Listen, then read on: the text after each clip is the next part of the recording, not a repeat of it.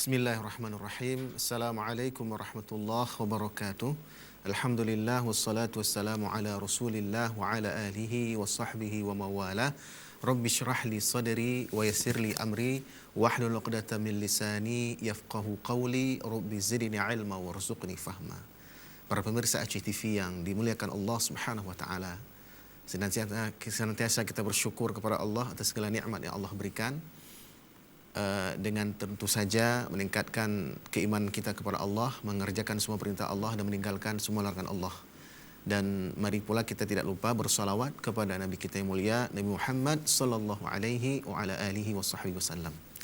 Para pemirsa ACTV yang dimuliakan Allah, pada kesempatan Ustaz Menjawab pagi ini kita akan berbicara dengan tema menjadi bangsa sadar bencana. Jadi tema ini kita angkat adalah berangkat dari satu kesadaran sebagai bangsa Indonesia yang menyadari bahwa negara Indonesia adalah negara yang berpotensi bencana yang sangat besar. Para pemirsa ACTV yang dimuliakan Allah Subhanahu wa taala, sesungguhnya semua kita maklum berdasarkan penjelasan para ahli-ahli geologi dan juga orang-orang yang berilmu pengetahuan yang lain, keadaan negara Indonesia yang memiliki potensi-potensi bencana yang banyak sekali. Bahwa potensi bencana itu bisa dalam bentuk bencana hidrometeorologi yang kita kenal jenis-jenisnya adalah misalnya banjir, tanah longsor, kemudian angin puting beliung, atau jenis-jenis bencana yang geologi ya, seperti gempa bumi, kemudian gunung meletus ya, termasuk tsunami. Jadi para pemirsa ACTV yang dimuliakan Allah, jadi semua jenis-jenis bencana itu ada di negeri kita yang kita cintai ini. Maka kalau menyadari hal demikian, maka sudah pasti kita harus bersiap-siap menghadapi segala bencana-bencana itu. Sama seperti pepatah yang sering kita dengar, sedia payung sebelum hujan. Jadi sedia persiapan sebelum terjadinya bencana-bencana itu. Para pemirsa ACTV yang dimuliakan Allah Subhanahu wa taala, sesungguhnya kita sebagai hamba Allah ini itu diperintahkan oleh Allah untuk memperhatikan keadaan alam. Jadi kita bukan hanya sekedar memikirkan ayat-ayat Allah, tapi juga memikirkan ayat-ayat Allah yang sifatnya Qur'aniyah, yang tertulis ya, yang tersebut dalam Al-Quran dan hadis, tapi juga ayat-ayat kauniyah, ya, ayat-ayat Allah yang ada di alam semesta. Jadi keduanya harus kita fikirkan. Dan ini bisa dilihat dari misalnya satu ayat Al-Quran yang sangat terkenal yang sering kita dengar disampaikan oleh para penceramah-penceramah, yaitu surah Ali Imran. Ya. Allah Subhanahu wa taala berfirman, A'udzubillahi minasyaitonirrajim, Inna fi khalqis samawati wal ard wa ikhtilafil laili wan nahar la ayatin liulil albab. Sesungguhnya pada penciptaan langit dan bumi dan bergantinya siang dan malam benar-benar terdapat tanda-tanda kekuasaan Allah bagi ulul albab, bagi orang-orang yang berfikir.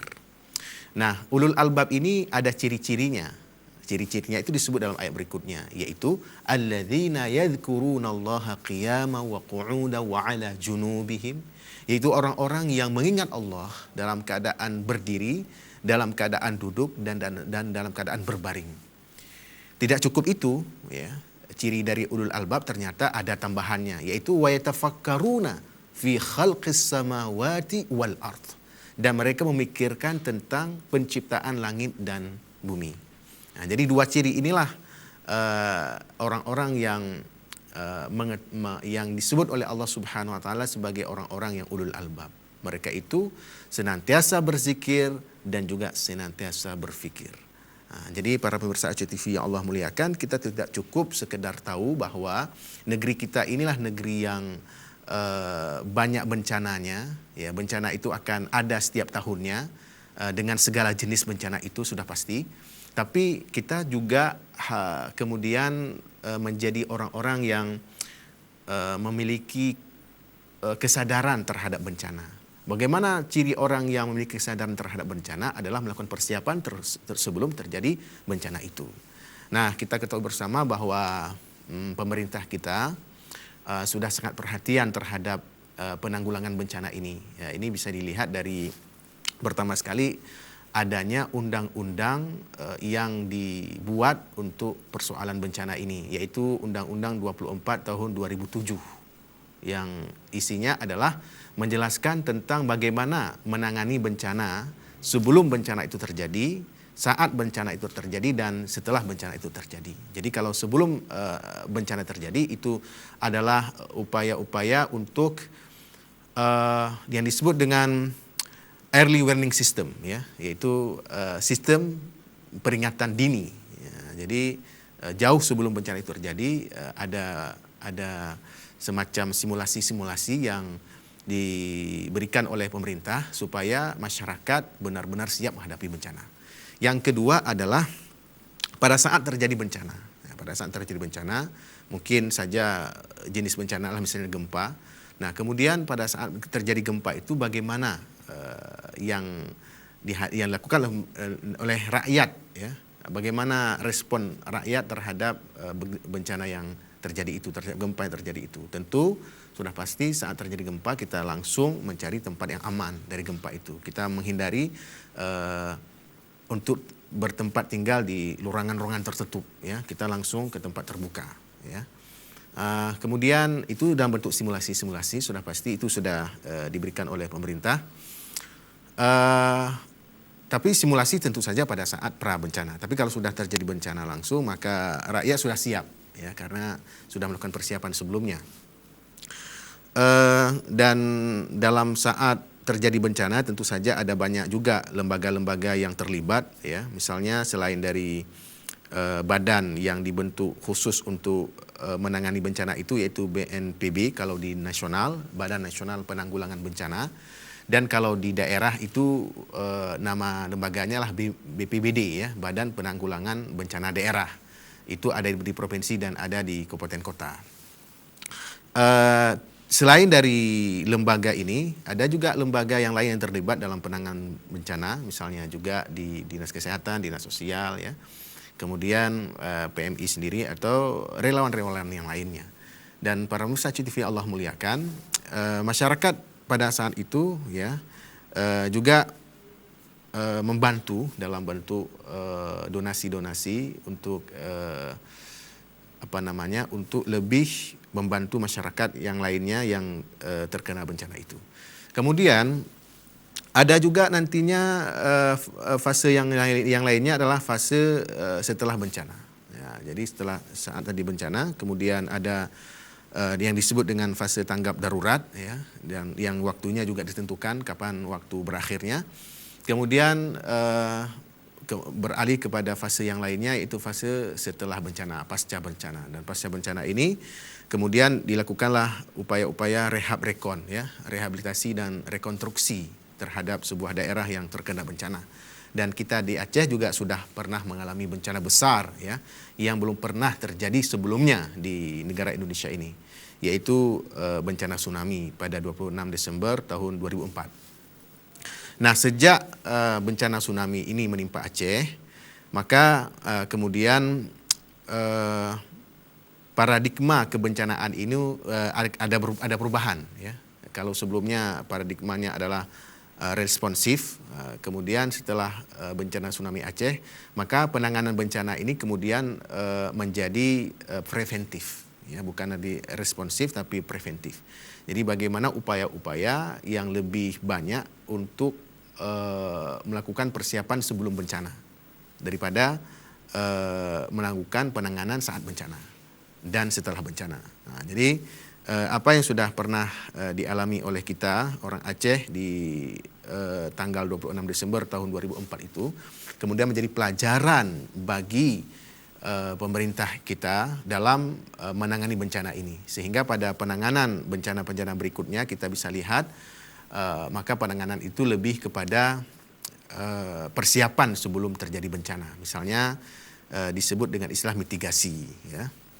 Jadi ada tindakan-tindakan yang tersistematis untuk supaya risiko bencana itu bisa benar-benar bisa dikurangi, ya. Ada sosialisasi di sekolah-sekolah, ya, di desa-desa, dan daerah-daerah yang lain yang rawan bencana. Jadi tentu saja lembaga yang ditunjuk untuk itu, yang kita sebut namanya tadi, itu sudah sangat banyak peran mereka dalam mensosialisasikan penanggulangan bencana itu di daerah-daerah yang rawan bencana. Ya, kita tahu bahwa mereka sudah memetakan semua daerah-daerah yang berpotensi bencana. Apakah jenis bencananya adalah geologi atau hidrometeorologi. Ya, misalnya kalau saya sudah lihat langsung ya di website mereka, itu ada katalog gempa tsunami ya per provinsi di Indonesia. Ya, jadi kalau di Aceh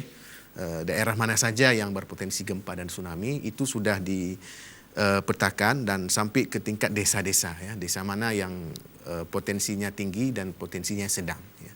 Nah, jadi ini sudah sangat-sangat maksimal sekali ya upaya-upaya untuk penanganan bencana selama ini.